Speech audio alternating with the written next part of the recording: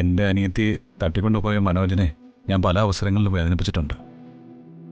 അതിൻ്റെ ദേഷ്യവും പകയും ഒക്കെ മനോജിൻ്റെ ഉള്ളിലും ഉണ്ടാവും. അതൊന്നും മനസ്സിൽ വെച്ചുകൊണ്ട് ഇവളെ വിഷമിപ്പിക്കരുത്.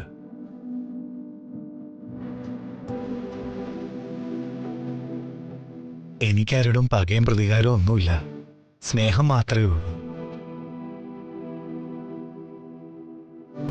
മാന്യമായി തൊഴിലെടുത്ത് ജീവിക്കണമെന്നും സ്വന്തമായി വരുമാനം ഉണ്ടാക്കണമെന്നൊക്കെ ചില സ്വപ്നങ്ങളുണ്ട്. വളരെ കാലമായി നടത്തണമെന്ന് ആഗ്രഹിച്ചതും ഇതുവരെ നടക്കാത്തതുമായ ചില സ്വപ്നങ്ങൾ. നിങ്ങളുടെ മുറിയുടെ അവസ്ഥ കണ്ടാൽ തന്നെ അറിയാം നിങ്ങൾ അനുഭവിക്കുന്ന ഇല്ലായ്മകൾ.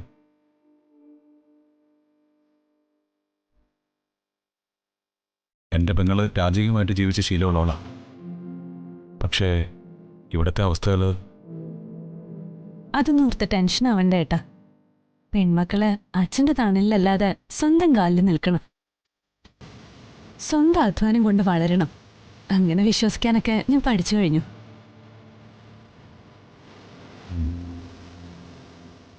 ഈ അവസ്ഥയിൽ നിനക്ക് ഒരിക്കലും വളർച്ച ഉണ്ടാവില്ല. ഹരിതയ്ക്കും മനോജനും മാന്യമായിട്ട് ജീവിക്കാൻ വേണ്ടി എന്ത് സഹായം വേണമെങ്കിലും എന്നിൽ നിന്ന് പ്രതീക്ഷിക്കാം. എനിക്കൊന്നും വേണ്ടെന്നല്ലേ പറയാൻ തുടങ്ങിയത്. തൽക്കാലം ആ നിലപാട് തന്നെ മതി.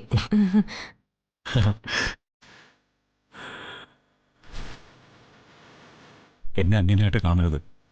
എന്ത് സഹായം വേണമെങ്കിലും എന്നോട് ചോദിക്കാം. ചോദിച്ചോളാം. എല്ലാത്തിനും ഒരു സമയമുണ്ടല്ലോ. ഇപ്പോഴത്തെ അവസ്ഥ സ്വയം അനുഭവിച്ച് തീർക്കാനുള്ളതാ.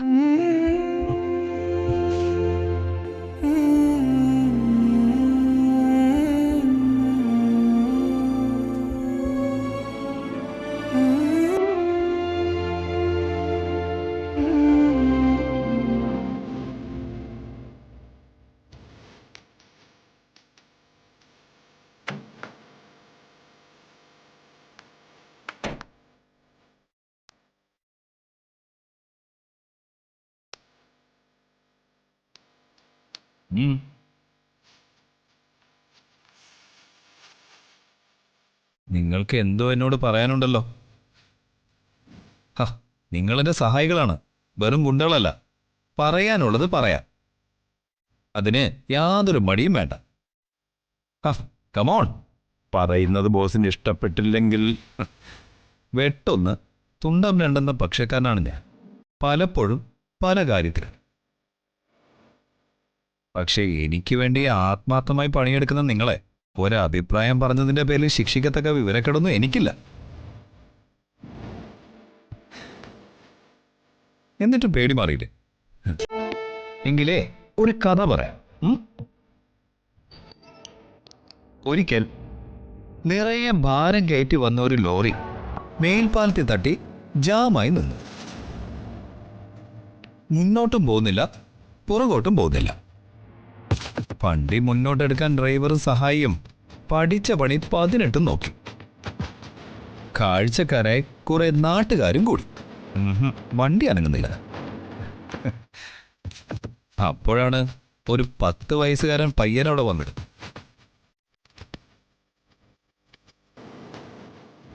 ടയറുകളിലെ കാറ്റ് കുറേശ്ശെ തുറന്നു വിട്ടാൽ മതി, വണ്ടി നീങ്ങുമെന്ന് ആ പയ്യൻ വിളിച്ചു പറഞ്ഞു. ഡ്രൈവർ അതുപോലെ ചെയ്യുകയും ചെയ്തു. വണ്ടി മുന്നോട്ടെടുക്കാനും കഴിഞ്ഞു. മുതിർന്നവർക്ക് തോന്നാത്ത ബുദ്ധി പാവ പയ്യന്റെ തലയിൽ ഉദിച്ചു. ഡ്രൈവർ അതിനെ മാനിക്ക കൂടി ചെയ്തപ്പോഴാണ് പ്രശ്നം ഒതുങ്ങിയത്.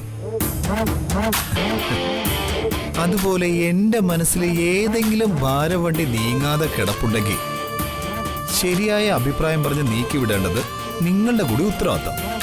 ബോസ്, മരുന്ന് കമ്പനിക്ക് വേണ്ടി വാങ്ങിയ ഭൂമി ഭാര്യയുടെ പേരിൽ ആ വസ്തു ഉടമസ്ഥനെ കൊല്ലാകൊല ചെയ്തിട്ടാണ് ആ പത്രത്തിൽ ഒപ്പിട്ട് വാങ്ങിയത്. ബോസിന്റെ കല്യാണം കഴിഞ്ഞതല്ലേ ഉള്ളൂ. ഭാര്യ വിശ്വസിക്കാൻ കൊള്ളാവുന്നതാണോ അല്ലയോ എന്നറിയാതെ വസ്തു അവളുടെ പേരിൽ എഴുതി ഒട്ടും ശരിയായില്ല.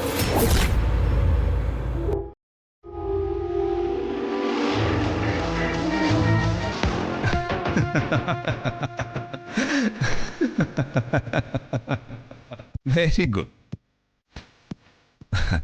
ആലോചനയില്ലാതെ വിഡിത്തം കാട്ടി എന്ന തെറ്റിദ്ധാരണ നിങ്ങൾക്കുണ്ടായത് തന്നെ എന്നോടുള്ള അമിതമായ കൂറും വിശ്വാസവും കൊണ്ടാണ്. പക്ഷേ ആലോചനയില്ലാതെ അല്ല, ശരിക്കും ആലോചിച്ച് തന്നെയാണ് പ്രവർത്തിച്ചത്. എൻ്റെ ഭാര്യ വർഷയെ ഞാൻ കളത്തിലിറക്കാൻ പോവുക. അതിനായി അവളുടെ പേരിൽ കമ്പനി തുടങ്ങാൻ പോകുന്നതായി ധാരണ സൃഷ്ടിച്ച് അവളെ കൊതിപ്പിക്കുക മാത്രമാണ് ലക്ഷ്യം. മനസ്സിലായോ? അവളെ മയക്കുമരുന്നിൻ്റെ കാരിയർ ആക്കാൻ പോകുന്നു. ഇപ്പോഴെൻ്റെ ഐഡിയയെക്കുറിച്ച് എന്ത് തോന്നും? സമ്മതിച്ചു ബോസ്. സൗന്ദര്യമുള്ള ഒരു പെൺകുട്ടി കരിയറാകുമ്പോൾ ബോസിന്റെ ബിസിനസ് ഒന്ന് തഴയ്ക്കും. ബോസിന്റെ മയക്കുമരുന്നിനെ പറ്റി പോലീസുകാർക്ക് റിപ്പോർട്ട് ചെയ്ത പെണ്ണിനെ തന്നെ ബോസ് ഭാര്യയാക്കി. ആ അവളെ തന്നെ മയക്കുമരുന്നിന്റെ കാരിയർ ആക്കുക. ആ ബോസിന്റെ തലച്ചോറ് അപാരം തന്നെ. ആ എന്നാൽ നിങ്ങൾക്ക് പോവാം. ആ നേരത്തെ പറഞ്ഞുറപ്പിച്ച തുകയുടെ ഇരട്ടിയാണ് ഇന്ന് നിങ്ങൾക്ക് കിട്ടാൻ പോകുന്നത്. ഓഫീസിൽ നിന്ന് വാങ്ങിച്ചോളൂ. Yes boss. Yes, boss.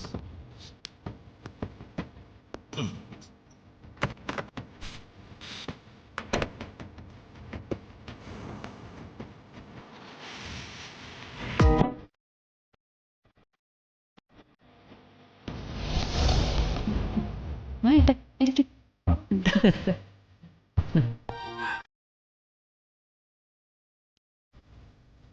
അല്ല, ചന്ദ്രികയുടെ മുഖത്ത് എന്താ ഒരു വിഷമം പോലെ? ഏയ് ഒന്നുമില്ല. അങ്ങനെ അങ്ങ് പറഞ്ഞു കഴിഞ്ഞാലോ? ചന്ദ്രികാമ്മയുടെ മനസ്സ് വായിച്ചെടുക്കാൻ എനിക്ക് കഴിയും. ചന്ദ്രികാമ്മയുടെ മാത്രമല്ല, ഇവിടെയുള്ള എല്ലാവരുടെയും മനസ്സ് വായിച്ചെടുക്കാൻ എനിക്ക് കഴിയും. ഉദാഹരണത്തിന് ഇപ്പൊ വന്ദനയുടെ മനസ്സിൽ എന്താണെന്ന് ഞാൻ പറയട്ടെ.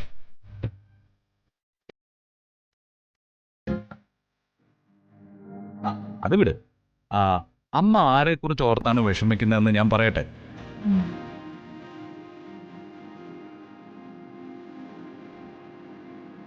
എങ്കി പറ, ഒന്ന് കേക്കട്ടെ.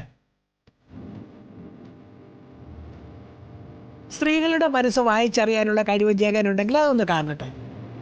പറ.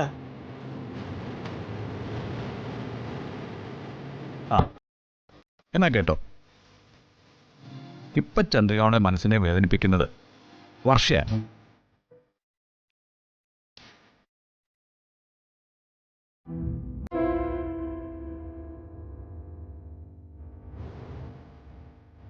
വർഷയെക്കുറിച്ചുള്ള ഓർമ്മകളാ ഈ മനസ്സിന്റെ വേദനയ്ക്ക് കാരണം. എന്താ, ശരിയല്ലേ? ശരിയാ.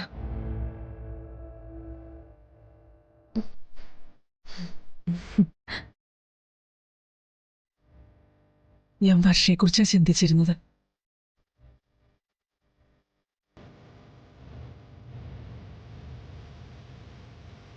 എങ്ങനെയുണ്ട്?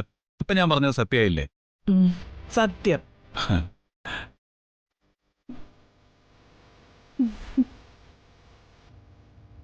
വർഷയുടെ ചിരിയും കളിയും തമാശയൊന്നും ഇവിടുന്ന് മാഞ്ഞു പോയിട്ടില്ല. വർഷ നാട് വിട്ടോടിപ്പോയതൊന്നും അല്ലല്ലോ അമ്മേ, കല്യാണം കഴിഞ്ഞു പോയതല്ലേ. വർഷയ്ക്ക് അമ്മയെ കാണണം തോന്നുമ്പോ വർഷ ഇങ്ങ് വരും. മോനെ ജഗ, ഏതായാലും നിന്നെ കെട്ടാൻ പോകുന്ന പെണ്ണ് ഭാഗ്യം ചെയ്തോളാം.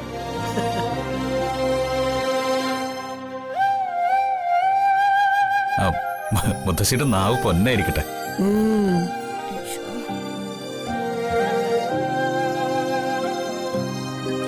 കെട്ടാൻ വരുന്ന പയ്യൻ ആരാണെന്നറിയാതെ അവളിപ്പോ എവിടെയോ കാത്തിരിക്കുന്നുണ്ടാവും.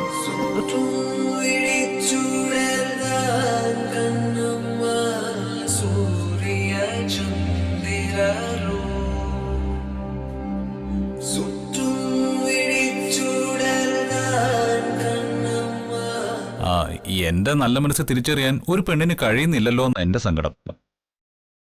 അങ്ങനെ ഏത് പെണ്ണ നിന്റെ മനസ്സിനെ തിരിച്ചറിയാത്ത? പെണ്ണെന്റെ കൺമുമ്പിൽ തന്നെ ഉണ്ട്. എന്താ പറഞ്ഞേ?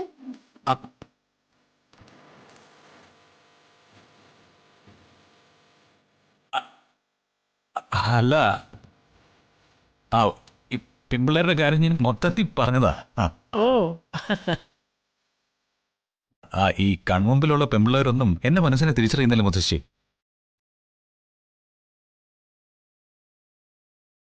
ഈ മനസ്സിൽ ആരാണെന്ന് ചോദിച്ചപ്പോ സ്വന്തം നെഞ്ചു പിളർന്ന് ശ്രീരാമദേവന്റെ രൂപം കാട്ടിക്കൊടുത്ത ഹനുമാനെ പറ്റി ഞാൻ കേട്ടിട്ടുണ്ട്. ദേ, അതുപോലെ നെഞ്ചു പിളർന്ന് എന്റെ മനസ്സിന് നന്മയും മഹത്വം കാട്ടിക്കൊടുക്കാൻ എനിക്ക് കഴിയുന്നില്ലല്ലോ മുത്തശ്ശി.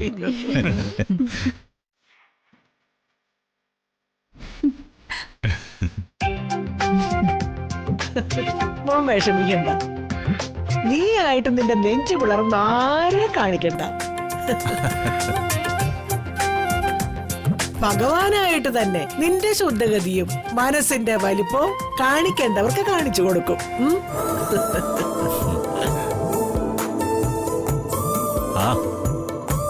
അങ്ങനെ ഒരു പ്രതീക്ഷയിലാണ് ഞാനും. ആ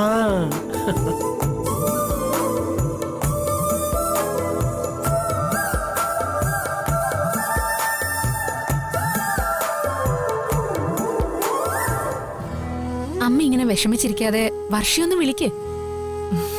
തിരക്കിനിടയില് അവളെ വിളിച്ച് ശല്യം ചെയ്യാൻ എന്റെ മനസ്സ് അനുവദിക്കുന്നില്ല. ഇങ്ങോട്ട് വിളിക്കാൻ അവസരം കാത്തിരിക്കായിരിക്കും വർഷ. അങ്ങനെ പ്രവചിക്കാൻ മോനെന്താ പ്രവാചകനാണോ? അതോ ദിവ്യജ്ഞാനിയോ? അതെന്ന് വെച്ചോ. എങ്കിൽ ഞാൻ പ്രവചിക്കാം.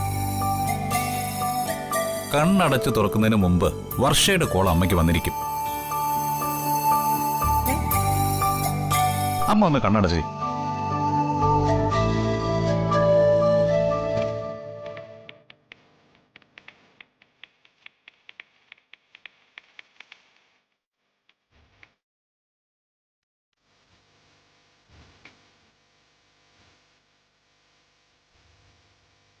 വിളിക്കണേ.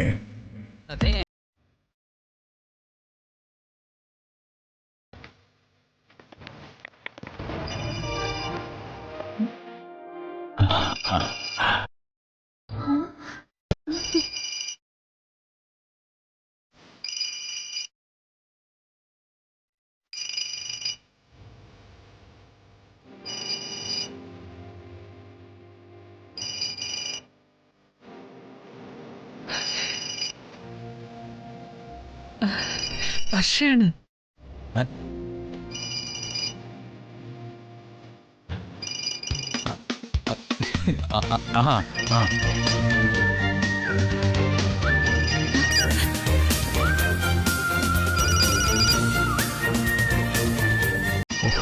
രക്ഷപ്പെട്ടു. ഇക്കാര്യം ജഗൻ പറഞ്ഞത് സത്യമായി. ജഗന്റെ നാവിനെ എന്തോ പ്രത്യേകതയുണ്ട്. അതാ എന്റെ ഏട്ടൻ.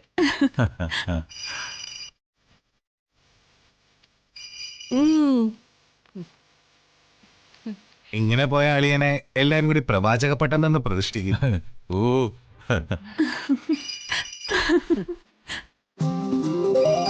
ഫോൺ അടിച്ചോണ്ടിരിക്കുക, ഞാൻ എടുക്കാം. എല്ലാരും കൂടെ എന്നെ കൊല്ലൂല. അങ്ങോട്ട് മാറിക്ക്. മാറ്.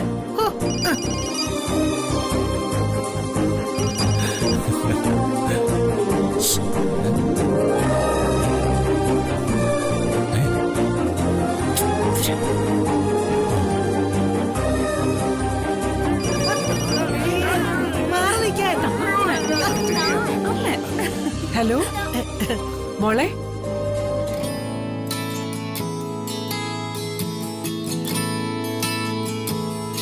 എന്താ വന്നേ? ഇത്രയും നാളെ വീട്ടിലേക്ക് തിരിഞ്ഞു നോക്കാത്തയാള് ഇപ്പൊ സ്നേഹം നടിച്ച് കയറി വരാൻ എന്താ കാരണം?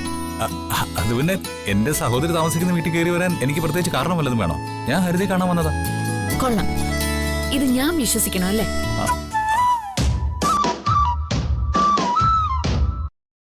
മനോജ് ഹരിതയെ വീട്ടിലേക്ക് വിളിച്ചിറക്കി കൊണ്ടുവന്നിട്ട് കാലം കുറേയായി.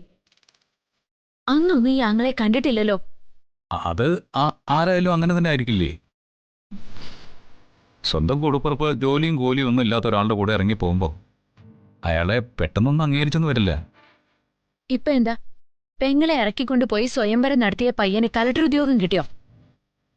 അതോ ലോട്ടറി അടിച്ചോ? ആ അല്ല, ഈ മനോപരിവർത്തനത്തിന്റെ കാര്യം മനസ്സിലായില്ല. അല്ല, കാലം മാറിയപ്പോ എല്ലാം ക്ഷമിക്കുന്നതാണ് നല്ലതെന്ന് തോന്നി. ഏതായാലും വന്ദന പറഞ്ഞതുപോലെ കൂടപ്പുറപ്പല്ലേ. മാനസാന്തരം സംഭവിച്ച പല കൊട്ടേഷൻ ഗുണ്ടകളും മാനസാന്തരം സംഭവിച്ച പലരും മഹാന്മാരായ കഥകൾ ഞാൻ കേട്ടിട്ടുണ്ട്. അത് നിങ്ങളുടെ കാര്യത്തിൽ ഒരിക്കലും സംഭവിക്കില്ല. നിങ്ങൾക്ക് കൊല്ലും കൊലയ്ക്ക് ഒരു പാഷനാ. വന്ദന എന്നെ തെറ്റിദ്ധരിച്ചിരിക്കുക. വന്ദന ഉദ്ദേശിക്കുന്ന പോലെ ഒരാളല്ല ഞാൻ. ഓ, ഒരു മാന്യൻ. ആട്ടിൻതോലിട്ടിട്ട് വന്നാലും ചെന്നായ തന്നെയാ. അത് അതിന്റെ സ്വഭാവം പുറത്ത് കാണിച്ചിരിക്കും. കാര്യം സാധിക്കാൻ എന്തും ചെയ്യാൻ മടിക്കാത്ത ഒരു ആഭാസനാണ് ഈ മാന്യത ചമഞ്ഞു നിൽക്കുന്ന ജഗനെന്ന് ഞാനിവിടെ എല്ലാവരോടും വിളിച്ചു പറയട്ടെ.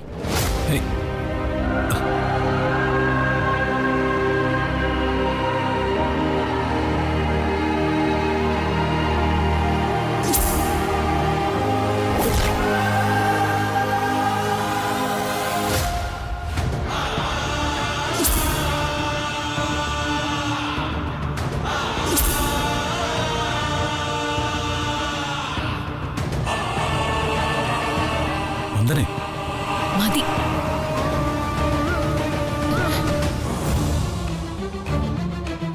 ഒരു കാര്യം അറിഞ്ഞ കൊള്ളായിരുന്നു.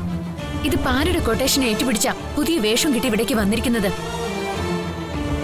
ഇങ്ങനെ താറടിക്കാൻ മാത്രം എന്ത് തെറ്റാ ഞാൻ വന്ദനോട് ചെയ്തിട്ടുള്ളത്? അതെന്താണെന്ന് പറഞ്ഞാലല്ലേ എന്റെ നിരപരാധിത്വം എനിക്ക് ബോധ്യപ്പെടുത്താൻ പറ്റൂ. നിരപരാധിത്വം എന്നെ കൊണ്ടൊന്നും പറയിപ്പിക്കരുത്. ഒരിക്കലും പൊറുക്കാനാവാത്ത തെറ്റ് ചെയ്തിട്ട് ഇങ്ങനെ സാധുവായി അഭിനയിക്കാൻ എങ്ങനെ കഴിയുന്നു? നാണമില്ലേ നിങ്ങൾക്ക്?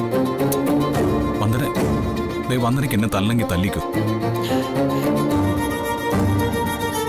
അങ്ങനെ ഇങ്ങനെ ചെയ്യാത്ത തെറ്റിന്റെ പാവക്കറ എന്നിൽ നിന്നൊന്ന് ഒഴിഞ്ഞു പൊക്കോട്ടെ. തല്ലിക്കോ.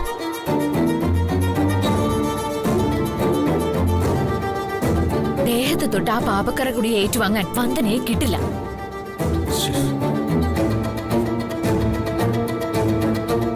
വന്ദനമ്മ എന്തിനാ അങ്ങളിനെ വഴക്കുറയുന്നത്? അങ്കിള് പാവല്ലേ? ഇപ്പോൾ വന്ദനമ്മയോട് ചോദിച്ചാൽ എനിക്ക് വഴക്ക് കിട്ടും. പിന്നെ എന്നെ കുറിച്ച് മറ്റെന്തേലും വിചാരം ഉണ്ടെങ്കിൽ അത് മുളയിലെ അങ്ങ് നുള്ളിയേക്ക്. ഇതെന്റെ അവസാനത്തെ വാണിംഗാ.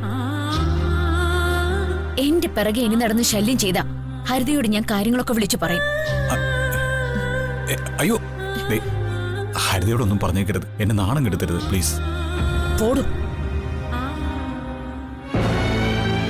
അല്ല വന്ദനെ, എന്താ ഹരിതയുടെ ഏട്ടന്റെ ജോലി? രാഷ്ട്രീയത്തില് അച്ഛന്റെ വലങ്കയായി പ്രവർത്തിക്കുന്നു. അപ്പോ പ്രത്യേകിച്ച് ജോലിയും കൂലിയും ഒന്നുമില്ലാന്നർത്ഥം. പക്ഷെ രാഷ്ട്രീയത്തില് ജഗൻചേട്ടന് ഒരു ഭാവിയുണ്ട്. എന്താ ചേച്ചി? പല പ്രാവശ്യമായിട്ട് ഹരിതയുടെ ഏട്ടനെ ഞാൻ ബസ്സിൽ വെച്ച് കണ്ടിട്ടുണ്ട്. ഒന്നല്ല, പല തവണ. ആണോ? ചേട്ടൻ അങ്ങനെയൊന്നുമില്ല. ബസ്സിലും ഓട്ടോയിലും സൈക്കിളിലും ഒക്കെ പോവും. അതായിരിക്കാം. പക്ഷേ ഹരിതയുടെ ചേട്ടൻ ഏതോ ഒരു പെണ്ണിന്റെ പിറകെ ചുറ്റിക്കറങ്ങാം. അത് വന്ദനേച്ചിക്ക് തോന്നിയതാ. കോളേജിൽ പഠിക്കുമ്പോഴും ഏട്ടന്റെ പിറകെ ധാരാളം പെൺകുട്ടികള് പ്രേമം, സ്നേഹം, ഇഷ്ടം എന്നൊക്കെ പറഞ്ഞു ചെന്നിട്ടുണ്ട്. അതിനെയൊക്കെ ഇഗ്നോറും ചെയ്തിട്ടുണ്ട്. എന്തിന്? രാഷ്ട്രീയത്തിലെ വലിയ നേതാവ് വിശ്വംഭരൻ സാറിന്റെ മകൾക്ക് ചേട്ടനോട് വലിയ ഇഷ്ടമായിരുന്നു. പണക്കാരിയായ ഒരു സുന്ദരി. അതിനെ പോലും ചേട്ടൻ നിഷ്പ്രയാസം തള്ളിക്കളഞ്ഞു. അങ്ങനെയുള്ള എന്റെ ചേട്ടൻ ഒരു പെണ്ണിന്റെ പിറകെ അതൊരിക്കലുമില്ല. വന്ദനേച്ചിക്ക് ആള് തെറ്റിയതാ. അല്ല ഹരിതേ, ഞാൻ കണ്ടതാ. ചിലപ്പോ വന്ദനേച്ചി പറഞ്ഞത് ശരിയായിരിക്കാം. ബസ്സിൽ പോകുന്ന ഏതെങ്കിലും പെൺകുട്ടിയെ ആരെങ്കിലും ശല്യം ചെയ്തിരിക്കും. അവളത് ഏട്ടനോട് പറഞ്ഞിട്ടുണ്ടാവും. എന്ത് കാര്യത്തിലും നല്ലത് മാത്രം കണ്ട് സഹായിക്കുന്ന എന്റെ ഏട്ടൻ അവനെ കൈകാര്യം ചെയ്യാൻ ബസ്സിൽ കയറിയതായിരിക്കാം. അല്ലാതെ എന്റെ ഏട്ടന്റെ മനസ്സ് കീഴടക്കാൻ മാത്രമുള്ളൊരു പെണ്ണ് ഈ മലയാളക്കരയിൽ ജനിച്ചു കാണില്ല. അയ്യോ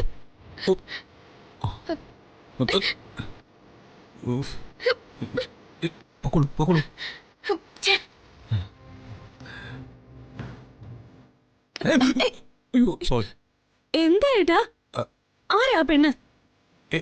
ഏത് പെണ്ണ്? അല്ല, ഏട്ടൻ ബസ്സിൽ വെച്ച് കണ്ട പെണ്ണ്. അല്ല, ഏത് ബസ്? ഏത് പെണ്ണ്? ഇട്ട് മൂടാനാവാത്ത സ്വത്തും കാറും ബൈക്കും ഒക്കെ ഉള്ള വീട്ടിലെ പയ്യനാ നീ. എന്റെ ഏട്ടൻ ബസ്സിൽ കയറി ഒരു പെണ്ണിന്റെ പിറകെ നടക്കുമെന്ന് പറഞ്ഞ പറ ആരാ പെണ്ണ്? അങ്ങനെ ഒരു പെണ്ണേ ഇല്ല. അത് എന്നോടുള്ള അമർഷം കൊണ്ട് വന്ദന ഓരോന്ന് കിട്ടിച്ചമച്ച് പറയുക. അല്ല, എന്നെ മോശക്കാരനാക്കാൻ. ദേ, പെണ്ണിന്റെ പുറകെ നടക്കുമെന്ന് എങ്ങാനും അച്ഛൻ അറിഞ്ഞാലുണ്ടല്ലോ, കൊല്ലാനും മടിക്കില്ല, അറിയാലോ.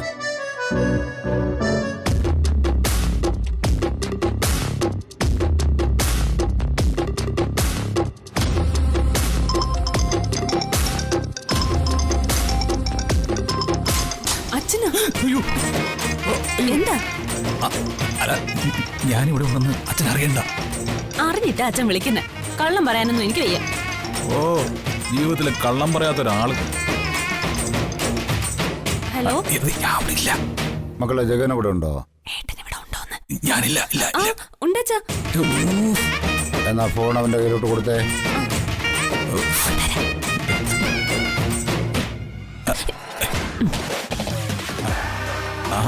അച്ഛാ, നിഷേധി.